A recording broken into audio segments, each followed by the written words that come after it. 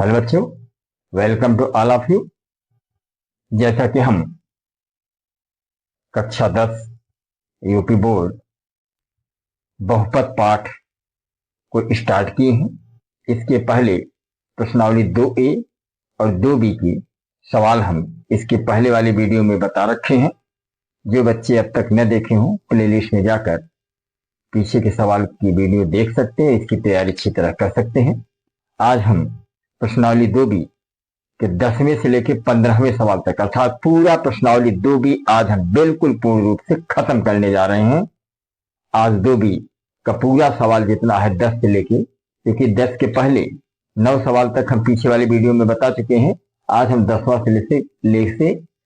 सवाल से लेके 15वां सवाल तक बताते हैं। 10वां सवाल है, एक द्विघात बहुपद ज्ञात कीजिए जिसके शून्यकों के योग तथा गुणनफल क्रमशः दी हुई संख्याएं। यानी हमें देखिए, योगफल दिया है, गुणनफल दिया है, इसमें भी योगफल दिया है, गुणनफल दिया है, इसमें भी योगफल दिया है, गुणनफल। अगर योगफल और गुणनफल मालूम हो और द्विघात समीकरण ज्ञात करना हो तो इसके लिए सूत्र लगता है x square minus alpha plus beta into x plus alpha into beta बराबर अल्फा इंटू बीटा। यही सूत्र लगता है द्विघात। यानी एक नियम देख लो, नियम क्या कहता है? नियम यह है कि यदि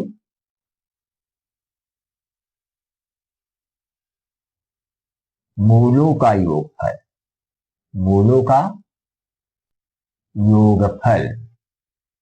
अल्फा प्लस बीटा तथा गुणनफल अल्फा इंटू बीटा ज्ञात हो और द्विघात समीकरण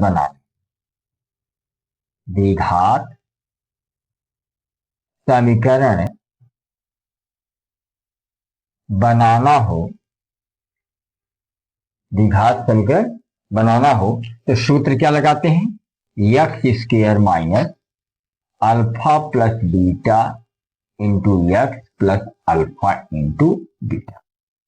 ये है बेटा नियम। यानी अगर हमें मूलों का योगफल और गुणनफल मालूम हो, द्विघात समीकरण बनाना हो तो सूत्र लगाते हैं x square minus alpha plus beta into x plus alpha into beta. अब देखिए पहले सवाल में क्या लिखा है। पहला सवाल लिखा है 1/4 कामा माइनस 1। इसमें मूलों का योगफल यानी अल्फा प्लस बीटा का मान क्या दिया है? 1/4 और गुणनफल अल्फा इंटू बीटा का मान क्या दिया है? -1। अब जो alpha plus beta alpha into beta का मान जो है इसी सूत्र में रख देंगे तो देखा चलकर मालूम हो जाएगा। तब इसी सूत्र में रखिए। ये जो सूत्र है x square minus alpha plus beta into x plus alpha into beta, इसी सूत्र में रखा। अब देखिए अल्फा प्लस बीटा मूलों का योगफल कितना दिया है? 1/4। तो x square minus alpha plus beta का हम क्या लिखेंगे? 1/4 इंटू एक्स है तो एक्स को वैसे उतारेंगे प्लस अल्फा इंटू बीटा का मान क्या है? -1। अब इसको वेरीफाई करेंगे तो क्या होगा? एक्स स्क्वायर वैसे है माइनस वैसे है 1/4 एक्स और प्लस गुणे माइनस। अब 4 को गुणा एक्स स्क्वायर करेंगे तो क्या होगा? 4x स्क्वायर और एक के साथ होगा नहीं, -x होगा और 4 करना 4। तो द्विघात समीकरण क्या निकला? 4x square minus x minus 4। यह हुआ द्विघात समीकरण। यानी अब आसानी से हमने क्या बता बेटा कि जैसे पहला सवाल है 1/4 और -1, तो मूलों का योगफल क्या दिया है? अल्फा प्लस बीटा का मान क्या दिया है? 1/4। अल्फा इंटू बीटा का मान क्या दिया है? -1। अब द्विघात समीकरण बनाना, तो द्विघात समीकरण बनाने का सूत्र क्या है? X square minus alpha plus beta into x plus alpha into beta. तो x square minus alpha plus beta into x plus alpha into beta. तो इसमें हमने क्या किया? एक्स स्क्वायर वैसे उतारा, अल्फा प्लस बीटा का मान क्या था? 1/4, तो 1/4 रख दिया, एक्स को वैसे उतारा, फिर अल्फा इंटू बीटा का मान -1 से -1 रख दिया। अब एक्स स्क्वायर वैसे है, -1/4 वैसे है, ये माइनस प्लस गुणे माइनस है। अब 4 गुणा एक्स स्क्वायर, 4x स्क्वायर, 4 का नाम 4, और 4 का गुणा फिर इसमें भी होगा, 4 का 4, और चूंकि शून्य है तो इसलिए 4 शून्य शून्य हो जाएंगे नीचे का। तो द्विघात समीकरण क्या मिला, 4x square minus x minus 4। अब देखिए उसी प्रकार ये दूसरे सवाल और तीसरे सवाल में भी आप देखें, इसमें अल्फा प्लस बीटा का मान क्या लिख देंगे, करीब दो, अल्फा इंटू बीटा का स्थान पे 1/3, और यही अल्फा प्लस बीटा और अल्फा इंटू बीटा का मान इसी सूत्र में रख देंगे तो द्विघात समीकरण मालूम हो जाएगा। चलिए 10वें सवाल की तरह 11वां सवाल, जैसे 10वां सवाल में मैंने बताया था उसी प्रकार 11वां सवाल है, फिर भी इसका एक सवाल मैं बता दे रहा हूं, शेष 2 सवाल आप लगाइएगा अपने मन से। जैसे पहला सवाल है, इसमें 1 और 1, यहां पर मूलों का योगफल क्या दिया है, अल्फा प्लस बीटा, यानी मूलों का योगफल, मूलों का योग, मूलों का योग अल्फा प्लस बीटा का मान क्या है 1, और मूलों का गुणनफल, मूलों का गुणनफल अल्फा इंटू बीटा का मान भी 1 है। तो मैंने बताया था कि अगर मूलों का योगफल और गुणनफल मालूम हो और द्विघात समीकरण ज्ञात करना हो तो फार्मूला क्या लगाते हैं, x square minus alpha plus beta into x plus alpha into beta. तो सूत्र जो हमने बताया था कि अगर दो मूलों का योगफल गुणनफल मालूम हो तो क्या सूत्र लगाते हैं द्विघात समीकरण बनाने के लिए, x square minus alpha plus beta into x plus alpha into beta. अब यहां देखिए अल्फा प्लस बीटा का मान क्या दिया है 1, तो एक्स स्क्वायर वैसे बेटा अल्फा प्लस बीटा का स्थान 1 रख दिया, एक्स है तो एक्स से लिख दिया, प्लस अल्फा इंटू बीटा का मान कितना है 1 से 1 रख दिया, क्या मिला एक्स स्क्वायर एक्स का एक्स प्लस 1, यानी द्विघात समीकरण क्या मालूम हुआ, x square minus x plus 1। इसी प्रकार इसको भी अल्फा प्लस बीटा का स्थान माइनस 1/4 रखेंगे, अल्फा इंटू बीटा का स्थान पे 1/4 रखेंगे, और इसमें भी अल्फा प्लस बीटा का स्थान पे 4, अल्फा इंटू बीटा का स्थान पे 1। यही मान हम इसी सूत्र में रखते चले जाएंगे, द्विघात समीकरण ज्ञात होता चला जाएगा।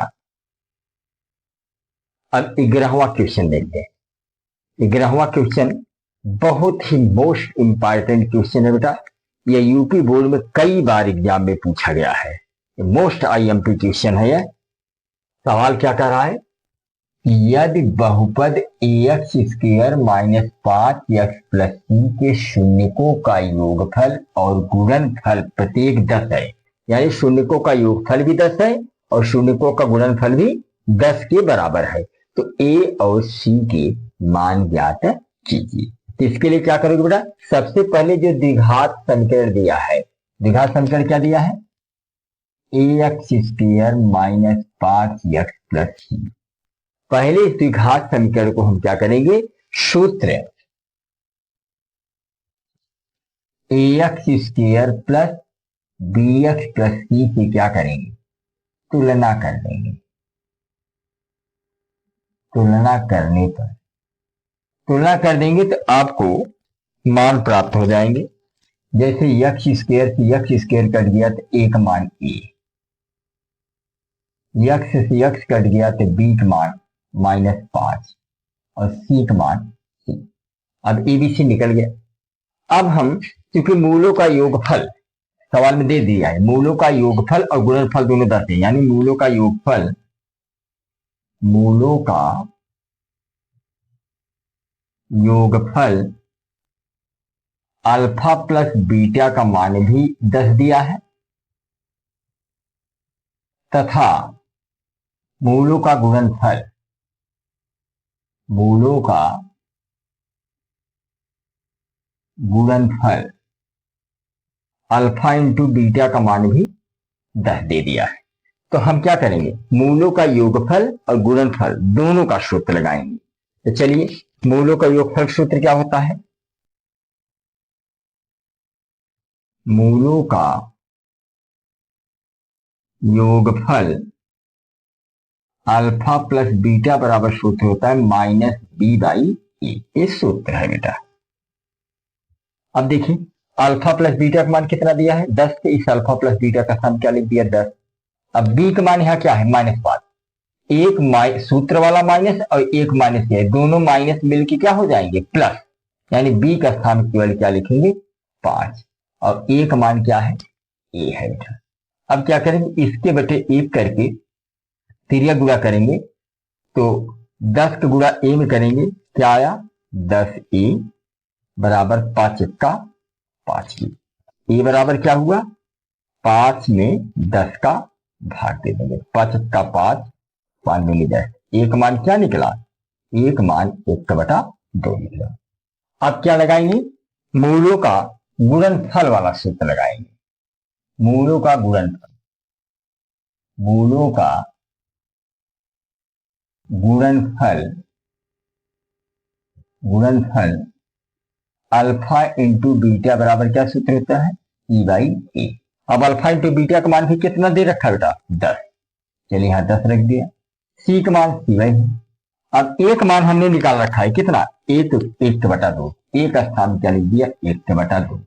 अब 10 वैसे जब सी में 1/2 का भाग देंगे तो 2 ऊपर चला जाएगा, तो यहां हो जाएगा 2c।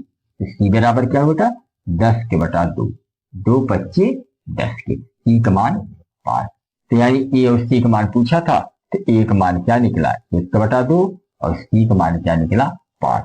यही हुआ ए और सी का मान। यानी क्या करेंगे, क्योंकि मूलों का योगफल और गुणनफल दोनों 10 दे रखा था, हमने अल्फा प्लस बीटा का मान भी 10, अल्फा प्लस बीटा का मान भी 10 दे रखा था, अल्फा इंटू बीटा का मान भी 10 दे रखा था। पहले जो द्विघात समीकरण है, इस द्विघात समीकरण क्या करेंगे, ax² प्लस bx+ c तुलना करके abc का मान ज्ञात कर लेंगे। तो देखिए तुलना किया तो x² से x² कट गया, तो एक मान a हुआ, x से x कट गया तो b का मान -5 हुआ और c का मान c हुआ। अब एबीसी का मान मालूम हो गया, तो मूलों का योगफल गुणनफल दिया है, तो मूलों को दिया है, फिर भी हम मूलों का योगफल गुणनफल का सूत्र लगाएंगे। तो मूलों का योगफल अल्फा प्लस बीटा बराबर -b/, ये सूत्र है। अल्फा प्लस बीटा का मान क्या दे रखा था 10, अल्फा प्लस बीटा का मान 10 रख दिया। और चूंकि b का मान क्या है -5 है, तो एक माइनस है एक माइनस है, दोनों माइनस मिलकर +5 हुए। और उसके बाद एक मान a है। अब तेरे गुणा किया तो 10 गुणा a में किया 10 से, और 5 गुणा 1 में किया 5 का 5 के, ए बराबर 5/10 के, 5 का 5 5 में 10, एक मान क्या निकला 1/2। अब मूलों का गुणनफल, तो सूत्र क्या होता है, अल्फा इंटू बीटा बराबर c/, अल्फा इंटू बीटा का मान क्या दे रखा था 10, यहाँ पर अल्फा प्लस बीटा का स्थान 10 लिख दिया, सी का मान बेटा c/c रख दिया। एक मान अभी मैंने निकाल रखा था 1/2, एक स्थान पर 1/2 रखा, सी वैसे फिर एक सी में जब 1/2 भाग देंगे तो 2 ऊपर चला जाएगा, 2c हो जाएगा, 2c बराबर 10 के, तो c बराबर 10 में 2 को भाग दिया तो 2 बचे 10, अर्थात एक मान 1/2 और c का मान 5। अगला सवाल देखते हैं, क्वेश्चन नंबर 13। क्वेश्चन नंबर 13 क्या कह रहा है कि बहुपद x² प्लस 1/6x - 2 के शून्य ज्ञात कीजिए तथा इस बहुपद के गुणांकों और शून्यकों के बीच के संबंधों का सत्यापन कीजिए। तो पहले क्या करें बेटा, पहले इस द्विघात बहुपद है, एक चीज हमेशा याद रखिए, अगर द्विघात बहुपद होगा तो इसके 2 शून्य प्राप्त होंगे, त्रिघात बहुपद होगा तो इसके 3 शून्य प्राप्त होंगे, चतुर्घात बहुपद है तो इसके 4 शून्य प्राप्त होंगे। तो चूंकि द्विघात है इसके 2 शून्य प्राप्त होंगे, तो पहले इस द्विघात समीकरण का हम शून्य निकालेंगे। द्विघात जो बहुपद दिया है इसका शून्य कैसे निकालोगे, तो x² प्लस 1/6x - 2, इसका हमें शून्य निकालना है, इस बहुपद को क्या निकालना है शून्य, इसके बराबर पहले क्या मान लेंगे 0। चलिए अब 6 को गुणा x² में करेंगे तो क्या होगा, ऐसे करिए ऐसा करिए कि यहाँ पे एलसीएम ले लो, इसके बटे 1 कर दो, इसके भी बटे 1 करके एलसीएम क्या ले लिया 6, 1 का भाग 6 में दिया 6 बार गया, 6 को गुणा x² में किया क्या आया 6x², प्लस वैसे 6 का भाग 6 में दिया 1 बार गया, 1 को गुणा 1x में किया तो x आया, और 1 का भाग 6 में दिया तो 6 बार गया, तो 6 को गुणा 2 में किया 6 दूनी 12 बराबर 0। इसके बटे 1 करके बेटा क्रॉस मल्टीप्लीकेशन करेंगे तो 6x² प्लस x - 12 का वही आएगा 6x² प्लस x - 12 और 6 शून्य 0। अब इसका हम त्रिपद करेंगे, और त्रिपद करने का क्या तरीका है, सबसे पहले प्रथम पद अंतिम पद का गुणा करते हैं, गुणा करने के बाद जितना आता है उसको ऐसे 2 भागों में तोड़ते हैं जिसको जोड़ने या घटाने पर बीच वाली संख्या के बराबर आ जाए, फिर 2 संख्याओं का जोड़ा बना के क्या करते हैं कॉमन ले लेते हैं। यह है द्विघात बहुपद को हल करने का नियम। तो पहले 12 गुणा 6 में किया, जब 12 गुणा बेटा 6 में किया तो 12 6 क्या आया 72, अब 72 का ऐसा खंड करो कि उस खंडवा को जोड़ दे या घटा दे, तो बीच वाली संख्या क्या है, यहाँ गुणांक कुछ नहीं है तो क्या मानेंगे, 1 के बराबर आ जाए। तो 9 8 72, देखो 9 8 72, वैसे 18 से 72 भी होगा, लेकिन 18 में 4 जोड़ने पर या 18 में 4 घटाने पर कभी भी 1 नहीं आएगा, इसलिए 9 8 72 ये वाला खंड लेंगे। तो 9 में से 8 गए 1 के, तो 6x² वैसे उतारा। अब इस 1 का स्थान में क्या लिखेंगे बेटा, 9 माइनस 8, 9 माइनस 8 यक्स है तो यक्स को वैसे उतारा, -12 बराबर 0 के। अब क्या करेंगे, 6x² वैसे है, 9 को गुणा यक्स में किया 9x, -8 गुणा 8 यक्स में किया -8x, -12 बराबर 0 के। फिर दो दो संख्याओं में जोड़ा बना के कॉमन ले लेंगे। तो देखो ऐसी संख्या ले जिससे 6 भी कट जाए 9 भी कट जाए, तो संख्या 3 हुई, 3 से 6 भी कटेगा, 3 से 9 भी कटेगा, यक्स इसमें भी यक्स इसमें भी, यक्स छोटा है, जो छोटा होता है वही कॉमन लिया जाता है। तो इन दोनों में क्या कॉमन हो जाएगा, 3 यक्स हमने कॉमन लिया, 3 दूनी 6, 2 बार गया, एक बार यक्स से एक बार यक्स कट गया, एक बार यक्स बचा, 3 त्रिक 9 और यक्स से यक्स कट गया। अब इसमें 4 कॉमन ले लें, तो 4 से 8 कटेगा, 4 दूनी 8, 2 यक्स हुआ, और माइनस भागे माइनस, माइनस भागे माइनस क्या, देखिए यहाँ पे क्या है, 3 यक्स कॉमन लिया तो 3 दूनी 6, अच्छा यहाँ प्लस है प्लस लगा दो, ठीक। यहाँ पे -4 कॉमन लिया तो 4 दूनी 8, और माइनस भाग माइनस दिया प्लस, और 4 3 आई 12 बराबर 0, समझे नहीं। यहाँ हमने 3x कॉमन लिया, 3 दूनी 6 और 3 त्रिक 9, और यहाँ -4 कॉमन लिया, 4 दूनी 8, 2x और माइनस माइनस प्लस, 4 3 आई 12, तो 2x प्लस 3 यहाँ भी है, 2x प्लस 3 यहाँ भी है, तो 2x प्लस 3 क्या ले लिया कॉमन, 2x प्लस 3 से 2x प्लस 3 कट गया, बचा क्या 3x, यह भी 2x प्लस 3 कट गया, क्या बचा -4, क्योंकि दोनों के बराबर 0 बेटा, तो 2x प्लस 3 बराबर 0 के, तो 2x बराबर प्लस 3 उधर गया -3, तो x बराबर क्या हुआ -3 के बटा 2। और उसी प्रकार इसको लें, 3x माइनस 4 बराबर 0 की, तो 3x बराबर -4 उधर गया +4, x बराबर 4 के बटा 3, तो शून्य हमें क्या प्राप्त हुई, शून्य हमें प्राप्त हुआ -3 बटा 2 और 4 बटा 3, दो शून्य क्या क्या मिला, -3 बटा 2 और 4 के बटा 3। देखिए ये दो शून्य हमें प्राप्त हो गए। अब क्या करेंगे, शून्य हमें प्राप्त हो गए, अब हमें क्या करना है, बहुपद के गुणांकों और शून्यकों के बीच संबंध के सत्यापन करना। तो सत्यापन कैसे होगा, इसका तरीका इसके पहले वाले सवाल में भी बता चुके हैं कि पहले साधारण तरीके से इन दोनों शून्यकों को जोड़ेंगे, फिर सूत्र लगाएंगे, अगर दोनों मान आपस में बराबर आ जाएंगे तो योगफल की सत्यता की जांच हो जाएगी, फिर साधारण तरीके से दोनों का गुणा करेंगे और गुणनफल का सूत्र लगाएंगे, अगर दोनों मान बराबर आ जाते हैं तो गुणनफल की सत्यता की जांच हो जाएगी। पहले साधारण तरीके से इन दोनों शून्यकों को जोड़ी, शून्यकों का योग, शून्यकों का योग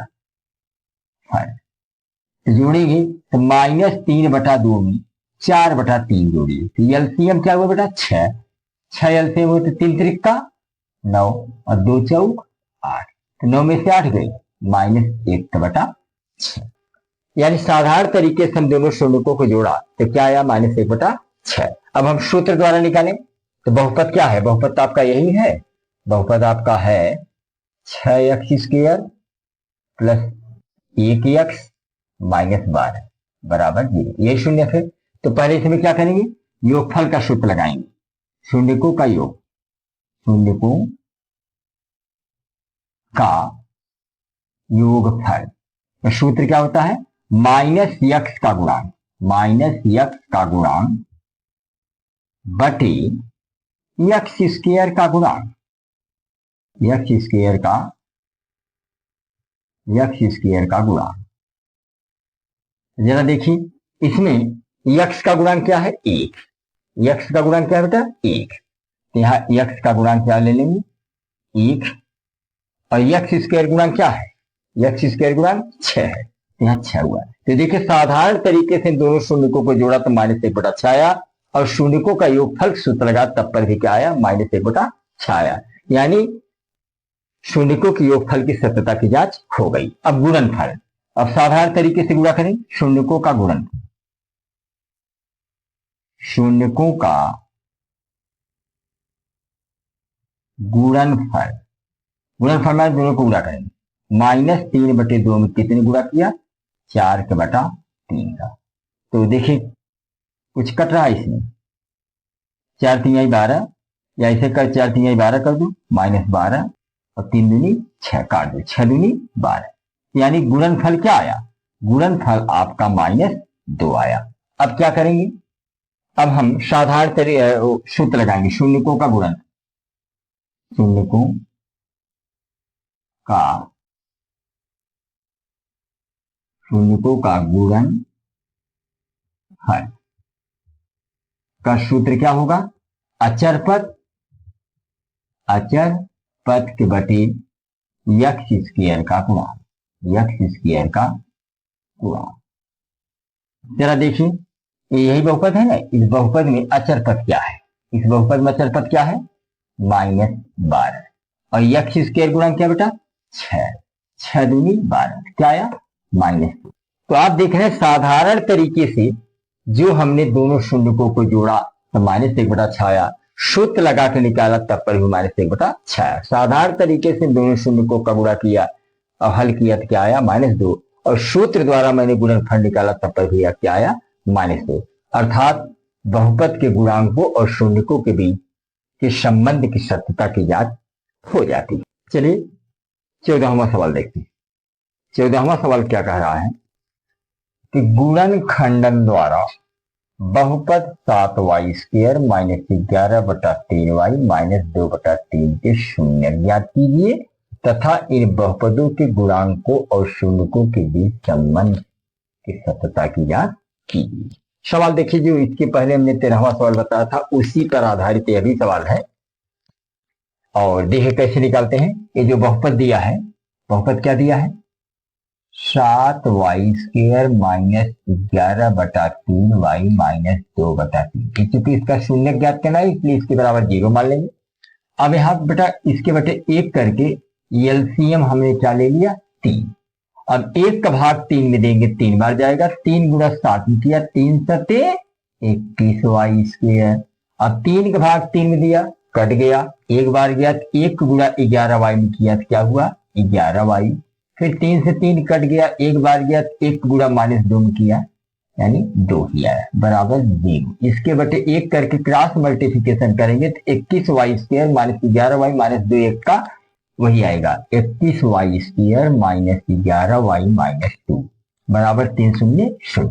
अब देखिए द्विघात बहुपद मालूम हो गया। अब द्विघात बहुपद को हमें क्या करना है, त्रिपद करना। त्रिपद करने के लिए मैंने क्या बताया था कि प्रथम पद अंतिम पद का गुणा करते हैं, अब गुणा करने के बाद जितना आता है उसको ऐसे 2 भागों में तोड़ते हैं, ऐसे 2 खंडों में तोड़ते हैं, उन खंडों को जोड़ दे या घटा दे तो बीच वाली संख्या के बराबर आ जाए, फिर 2 संख्याओं का जोड़ा बना के कॉमन ले लेते हैं। इसमें प्रथम पद क्या है बेटा 21 है और अंतिम पद क्या है 2 है, 21 दूना 42। अब 42 बेटा ऐसा खंड करो ताकि 11 आ जाए, तो ऐसे 7 6 42 भी आएगा, क्योंकि 7 में 6 जोड़ने पर 7 में 6 घटाने पर कभी भी बीच वाली संख्या 11 नहीं आएगी। लेकिन अगर इसका खंड कर दे 14 3 42 तो 14 में से 3 गए 11 की, देखिए बहुत सटीक बैठा, 7 6 42 नहीं बैठेगा, 21 दूना 42 नहीं बैठेगी, लेकिन 14 3 42, 14 में से 3 घटाने पर 11 आ जाएगा। तो प्रथम पद 21y² को वैसे उतारेंगे। अब इस 11 का साथ लिख देंगे बेटा 14 -3, देखिए 14 में से 3 गए 11, इस y को मैंने जो का त्यो उतारा -2 बराबर 0 के। अब कोष्टक के बाहर जो y है इस y का अंदर क्या करेंगे गुणा कर लेंगे, तो 21y² वैसे है, y को गुणा 14 में किया 14y, माइनस गुणे माइनस प्लस हुआ, 3 गुणा y में किया 3y और -2 बराबर 0 की। अब क्या करेंगे बेटा 2 संख्याओं का जोड़ा बना के कॉमन ले लेंगे। इसमें क्या कॉमन होगा, 7 से 21 भी कटेगा, 7 से 14 भी कटेगा, छोटा तो y है ही, इसमें 7y हमने क्या ले लिया कॉमन, कॉमन माने भाग, तो 7 3 21, एक बार y से एक बार y कट गया, फिर भी एक y बचा, और 7 दूनी 14 y कट गया। अब इसमें क्या कॉमन हो गया, यहाँ कुछ भी कॉमन नहीं है, जहां कुछ भी कॉमन नहीं है तो वहां पर कॉमन हम 1 लेते हैं, और 1 कॉमन लेने से मान में कोई अंतर नहीं होता, अर्थात इसको जो का त्यो उतारेंगे 3y -2। बराबर 0, क्योंकि 1 का भाग 3y में देंगे 3y ही बाहर जाएगा, 1 का भाग 2 में देंगे 2y। अब मैं देख रहा हूँ 3y-2 यहां भी है, 3y-2 यहां भी है, पुनः हमने 3y-2 क्या ले लिया, कॉमन। तो 3y-2 से 3y-2 कट गया तो बचा क्या, 7y, और 3y-2 से 3y-2 कट गया तो क्या बचा, +3 बराबर 0। क्योंकि इसके बराबर भी 0 है, इसके बराबर भी 0 है, तो 3y-2 बराबर 0 के, तो 3y बराबर -2 इधर जाएगा क्या होगा, प्लस। चलिए 3y बराबर 2 है तो y बराबर क्या होगा, y बराबर हो जाएगा 2/3। उसी प्रकार इसमें भी 7y+1 बराबर 0, 7y+1 बराबर 0 की, 7y बराबर +1 उधर गया -1, तो y बराबर क्या हुआ, -1/7। शून्य क्या क्या निकला, शून्य निकला हमारा 2/3 और -1/7। ये शून्य हमें प्राप्त हो गए। अब हम क्या करेंगे, बहुपदों के गुणांकों और शून्यकों के बीच संबंध को कैसे स्थापित करें। पहले क्या करेंगे, साधारण तरीके से इन शून्यकों को क्या करेंगे, जोड़। शून्यकों का योग, शून्यकों का योग हल। इसको जोड़िए, 2/3 में कितना जोड़ेंगे, -1/7। 2/3 वैसे है, 2/3 वैसे, प्लस गुणी माइनस, -1/7। एलसीएम क्या हुआ, 21। तो 7 दूनी 14 और 3 एकन्नम 3, तो 14 में से 3 गए, 11/1। अब हम सूत्र द्वारा, क्योंकि सूत्र द्वारा बहुपदों का योगफल निकालें, तो सूत्र द्वारा बहुपद पहले लिख लीजिए। बहुपद क्या है आपका, 21y² - 11y-2। ये तो आपका द्विघात बहुपद है। अब हम सूत्र द्वारा निकालें कि बहुपदों का योगफल या शून्यकों का योगफल, शून्यकों का योगफल, शून्यकों का योगफल सूत्र क्या है, -y का गुणांक, -y का गुणांक बटे y² का गुणा। याद रखिए, अगर y के टर्म है तो y के टर्म में सूत्र लगाएंगे, x के टर्म है तो x के टर्म में सूत्र लगाएंगे। तो यहां पर y का गुणांक क्या है, -11y। एक माइनस या एक माइनस है, दोनों माइनस मिलकर क्या हो जाएंगे,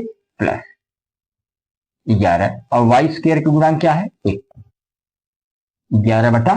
तो देखिए साधारण तरीके से शून्यकों को जोड़ा तो 11/21 आया, और सूत्र द्वारा मैंने निकाला तब पर भी 11/21 आया, अर्थात शून्यकों के योगफल की सत्यता की जांच हो गई। अब हम साधारण तरीके से शून्यकों का गुणा करेंगे। तो शून्यकों का गुणन, शून्यकों का गुणनफल, तो क्या होगा, 2/3 में कितने गुणा करेंगे, -1/7 का, तो 2 एकन्नम 2 और 7 तिरिक 21।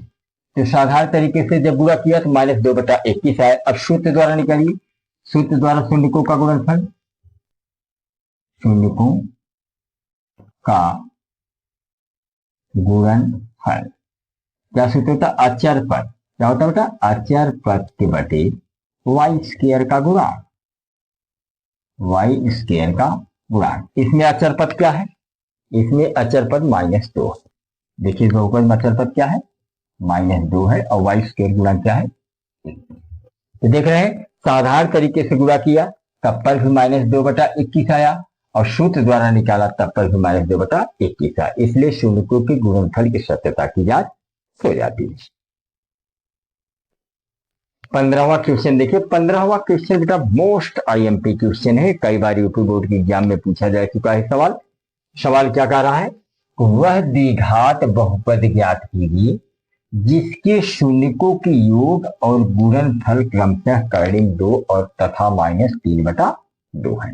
यानी द्विघात बहुपद भी ज्ञात करना है और शून्यक भी हमें ज्ञात करना है। तो सबसे पहले इसमें दिया क्या है, हमें जो है शून्यकों का योगफल कर्णिक 2 मालूम है और शून्यकों का गुणनफल -3/2 मालूम। पहले जो मालूम है उसको पहले लिख, यानी मूलों का योगफल हमें कितना मालूम है, मूलों का योगफल अल्फा प्लस बीटा कितना मालूम है, कर्णी में 2, और क्या मालूम है, मूलों का गुणनफल। चाहे मूलों का गुणनफल कहे या शून्यकों का योगफल, आप जहां मूलों हैं वहां आप शून्य को भी लिख सकते हैं। शून्य को, चाहे शून्य को कहिए चाहे मूल कहिए, कि शून्यकों का योगफल अल्फा प्लस बीटा कितना दिया है, करड़ी में 2। अब शून्यकों का गुणनफल क्या दिया है, शून्यकों का गुणनफल यानी अल्फा इंटू बीटा बराबर क्या दिया है, -3/2। यानी शून्यकों का योगफल और गुणनफल मालूम है और हमें द्विघात बहुपद ज्ञात करना है। तो द्विघात बहुपद ज्ञात करने का सूत्र क्या बताया था मैंने, पहले वाले सवाल में बता चुके, फिर मैं बता दे रहा हूं। सूत्र क्या होता है, x square minus alpha plus beta into x plus alpha into beta. यह है द्विघात बहुपद के शून्यकों को ज्ञात करने का सूत्र। अब क्या करेंगे, इस सूत्र में मान रखिए यक्स स्क्वायर वैसे है माइनस अल्फा प्लस बीटा का मान कितना है, करनी में 2, यक्स को वैसे उतारेंगे, plus alpha into beta, alpha into beta का मान क्या है, -3/2। यानी क्या आया द्विघात बहुपद, यक्स स्क्वायर माइनस करनी में 2x प्लस बी माइनस -3/2। तो हमें जो है द्विघात बहुपद मालूम हो गया है। द्विघात बहुपद क्या मालूम हुआ, यक्स स्क्वायर माइनस करनी 2x माइनस 3/2। अब द्विघात बहुपद मालूम हो गया, तब हमें क्या ज्ञात करना है, शून्य। अब द्विघात बहुपद का शून्य कैसे ज्ञात करेंगे, उसका तरीका देखो, यक्स स्क्वायर माइनस करनी में 2x माइनस 3/2 इसके बराबर 0 मान लेंगे।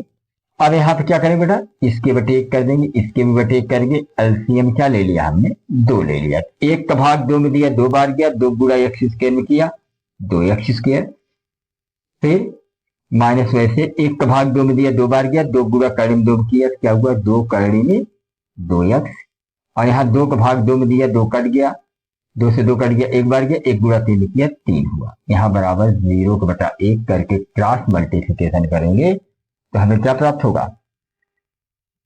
2x स्क्वायर माइनस 2 करनी में 2x माइनस 3 का वही होगा और बराबर 2 शून्य 0। अब हमें शून्य कैसे ले, अब इसका हम त्रिपद कर देंगे, 2x स्क्वायर माइनस 2 करनी में 2 यक्स माइनस 3 बराबर 0। अब इसका हम त्रिपद कर देंगे तो आसानी से शून्य हम ज्ञात कर लेंगे। तो कैसे करेंगे, तो इसका त्रिपद करने के लिए मैंने क्या बताया, प्रथम पद अंतिम पद का गुणा करते हैं। प्रथम पद क्या है बेटा 2, अंतिम पद क्या है 3, 2 3 6। अब 6 का हमें ऐसा खंड करो ताकि ये बीच वाली संख्या जो 2 करनी में 2 है इसके बराबर आ जाती है। 6 का हम खंड करें तो 3 करनी में 2 गुणे करनी में 2, देखो 3 वैसे है, करनी में 2 में करनी में 2 गुणा करेंगे 2 आएगा, 2 3 6, और 3 बार करनी में 2 में से 1 बार करनी में 2 घटा देंगे तो 2 बार करनी में 2 आ जाएगा। अर्थात प्रथम पद को वैसे मैंने उतारा 2x स्क्वायर। अब इस 2 करनी में 2 का स्थान पर क्या लिखेंगे, 3 करनी में 2 माइनस करनी में 2, और यक्स को मैंने जो कहते हैं उतारा -3 बराबर 0। समझे कि नहीं, प्रथम पद क्या था 2, अंतिम पद क्या था 3, तो 2 का गुणा 3 में किया, 2 3 6। अब 6 के बेटा हमें ऐसा खंड करना ताकि बीच वाली संख्या 2 करनी में 2 के बराबर आ जाए। तो 6 का खंड करेंगे, 3 करनी में 2 गुणे करनी में 2, देखो 3 वैसे करनी में 2 गुणा करनी में 2 करेंगे 2 आएगा, 2 3 6, और 3 बार करनी में 2 में से 1 बार करनी में 2 घट जाएगा तो 2 बार करनी में 2 आया। तो प्रथम पद को वैसे उतारा, माइनस वैसे उतारा, इस 2 करनी में 2 के स्थान पर यही मैंने लिखा 3 करनी में 2 माइनस करनी में 2, यक्स को वैसे उतारा, 3 को वैसे उतारा। अब 2x स्क्वायर वैसे है, यक्स का अंदर गुणा करेंगे 3 करनी में 2x माइनस माइनस प्लस करनी में 2 गुणा x किया, करनी में 2x माइनस 3 बराबर 0 की। अब क्या करेंगे बेटा, 2 संख्याओं का जोड़ा बना के हम कॉमन ले लेंगे। तो इसमें क्या कॉमन होगा, इसमें थोड़ा सा इसको तोड़ लीजिए, इसको तोड़ लेंगे, इस 2 को आप तोड़िए तो क्या लिखेंगे, करनी में 2 इंटू करनी में 2x स्क्वायर, और इसको वैसे रखो 3 करनी में 2x प्लस करनी में 2x माइनस 3 बराबर 0। अब 2 संख्या का जोड़ा बना, अब इसमें देखो करनी में 2x यहाँ भी है, करनी में 2x यहाँ, करनी में 2x क्या ले लिया कॉमन, करनी में 2x से करनी में 2x कट जाएगा तो क्या बचेगा, तब पर भी एक बार करनी में 2x बचेगा। देखिए करनी में 2 से करनी में 2 कट गया और x से x कट गया तो क्या बचा, करनी में 2x, और यहाँ करनी में 2x से करनी में 2x कट जाएगा क्या बचेगा 3, और यहाँ पे देखिए कुछ भी कॉमन नहीं हो रहा है, तो यहाँ पे कॉमन एक ले लेंगे। एक का भाग करीब 2x देंगे तो करीब 2x आएगा, एक का भाग 3 देंगे तो 3 ही आएगा। अब यहाँ मैं देख रहा हूँ करीब 2x माइनस 3 यहाँ भी है, करीब 2x माइनस 3 यहाँ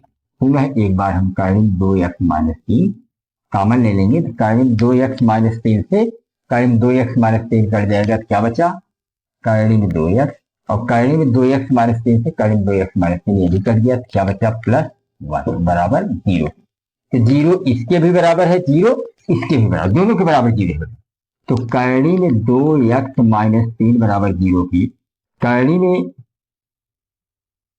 2x बराबर माइनस 3 उधर गया प्लस 3, x बराबर 3 के बटा करनी में 2। उसी प्रकार इसको भी लो, करनी में 2x प्लस 1 बराबर 0 की करनी में 2x बराबर प्लस 1 उधर गया माइनस 1, x बराबर माइनस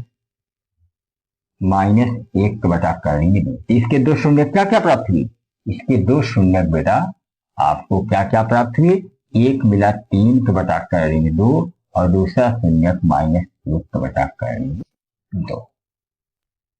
अब प्रश्नावली 2 भी आपका पूर्ण रूप से समाप्त हो गया। अब हम अगली वीडियो में प्रश्नावली 2C के विषय में चर्चा करेंगे।